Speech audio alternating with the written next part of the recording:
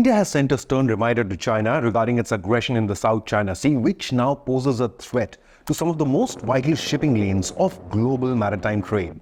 Indian External Affairs Minister S. Jaishankar delivered this indirect warning to China in front of ASEAN partners, saying, and I quote, "Sea lines of communication passing through the South China Sea are critical for peace, stability, prosperity and development of the Indo-Pacific region." In other words, China's use of force and expansionist claims over maritime rights of smaller neighbors now poses a risk to regional peace and could in fact spark a dangerous conflict.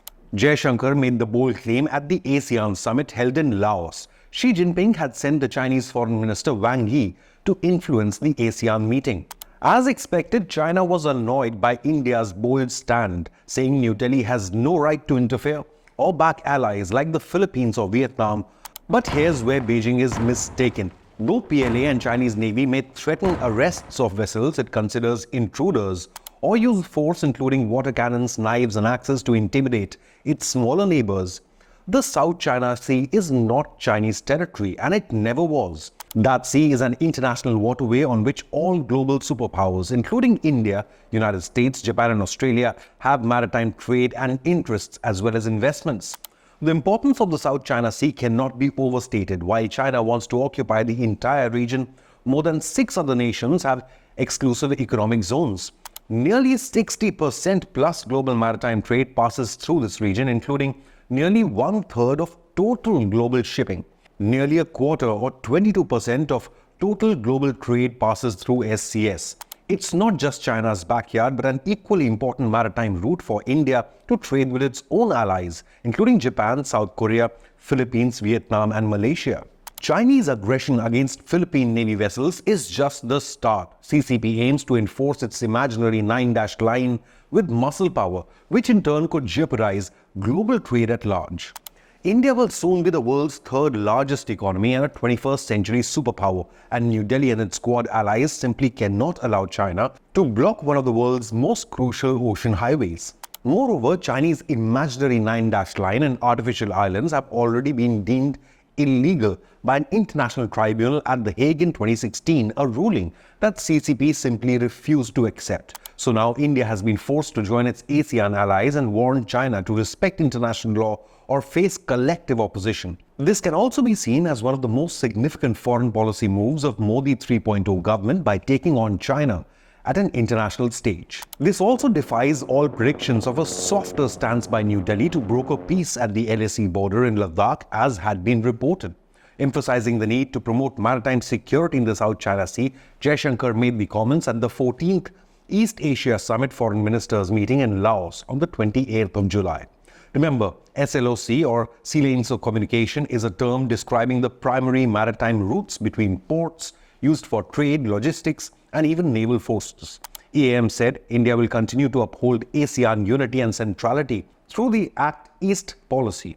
Jaishankar added, quote, "A code of conduct should be substantive and effective, consistent with international law and should not prejudice legitimate rights and interests of nations not party to discussions," unquote. With this, New Delhi is reminding Beijing to adhere to the law of the sea and respect the Hague Tribunal, which ruled in favor of the Philippines, rejecting the Chinese 9-dash line. The repeated warnings by India come after China expanded the 9-dash line to include a 10th dash, even claiming a few new Japanese islands near Taiwan. Beijing claims almost the entire waterway, overlapping the exclusive economic zones of rival nations like Brunei, Malaysia, Philippines, Taiwan and Vietnam. But what is the code of conduct that India is now vouching for? To avert confrontations in the hotly contested region of the South China Sea, 6 Southeast Asian countries, including the Philippines, China, Taiwan, Vietnam, Malaysia and Brunei, have all come together to discuss a code of conduct. The bloc hopes to conclude the collective deterrent strategy by 2026 as the situation continues to escalate in the South China Sea. The Philippines, in fact, which has been locked in a dispute with China over the second Thomas Shoal, is even eager to take the negotiations bilaterally or multilaterally with all the claimant states. The ASEAN took the opportunity to assert their legal rights in the South China Sea by sending note verbale to the United Nations, clarifying their legal positions on the maritime and territorial disputes. back in 2016-2017. The commonality between the statements of all these nations, Vietnam, Indonesia, Philippines and Malaysia, was that they rejected China's expansive and expansionist claims, which were against the UN Convention on the Law of the Sea, signed by 162 countries. And of course, the legal ruling of the Permanent Court of Arbitration at The Hague in July 2016, which ruled that China's 9-dash line claimed had no validity under UNCLOS. So why is India now, along with the other Quad partners, supporting ASEAN nations to counter Chinese claims? India, the United States, Australia and Japan have weighed in on the conflict, as they would also be affected by the Code of Conduct. They have all issued statements supporting ASEAN countries by invoking the PCA ruling and opposing China's imaginary maritime claims. There are three main reasons why India is also involved in the South China Sea unrest. Firstly, due to strategic and geopolitical interests. Secondly, freedom of navigation for maritime trade. And lastly, oil and gas resources. Remember, Southeast Asia serves as India's backyard and is connected by the strategic Malacca Strait to the Indian Ocean region. New Delhi doesn't want instability in Southeast Asia to impact its own dominance in the Indian Ocean region. China wants to control the West Philippine Sea route due to its economic significance. It is an essential maritime crossroad for trade and carries 1/3 of global shipping and claims $5.3 trillion worth of goods transits. The belligerent China is already attempting to choke off trade and shipments to Japan and potentially control access to technologies critical to US economic activities, especially semiconductors or microchips, as well as limit Washington's ability to project power deep into the Pacific.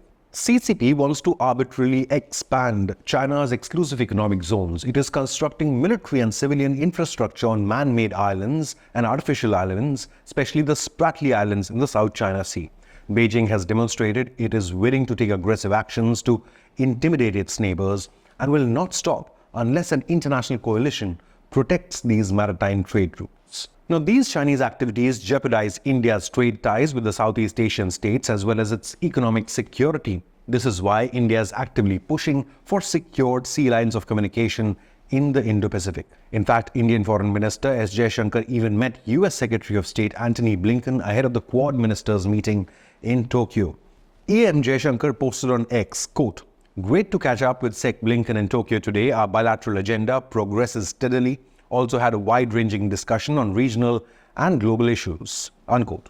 S. Jaishankar had just met China's Wang Yi at the ASEAN meeting, where talks were held to achieve complete disengagement at the LAC border in Ladakh. But in the Indian Oceans, tensions continued to mount, with China sending yet another surveillance vessel.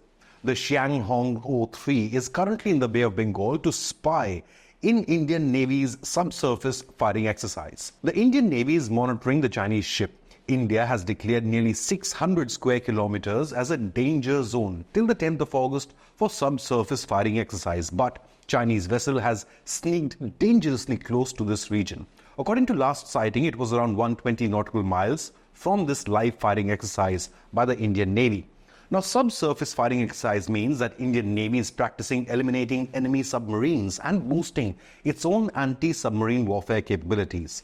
This as China is building one of the largest, world's biggest submarine fleet, while India is rapidly advancing its anti-submarine warfare capabilities with the likes of Smart Torpedo with a range of 600 kilometers, a fleet of 12 Poseidon maritime aircraft, 24 MH-60R Seahawk helicopters from America, and soon Reaper Sea Guardian drones. This is not the first time PLA has sent a spy vessel to spy on Indian Navy. They have been doing so since 2019. In fact, earlier this year, there were 3 Chinese Navy surveillance vessels in the Indian Ocean region. In response to Chinese incursions, India has also increased its own naval deployment in China's backyard. Earlier this year, 3 Indian Navy warships completed their mission and forward deployment in the South China Sea.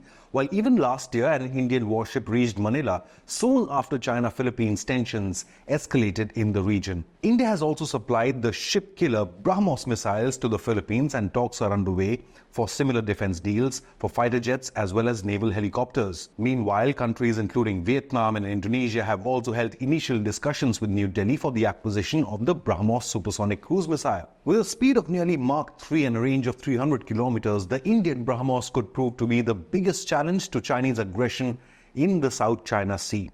The big worry remains, will CCP's expansionist ambitions spark a major global conflict, and will India be also pulled into such a conflict in Southeast Asia? Leave a comment, hit the like button and subscribe to Inconnect News.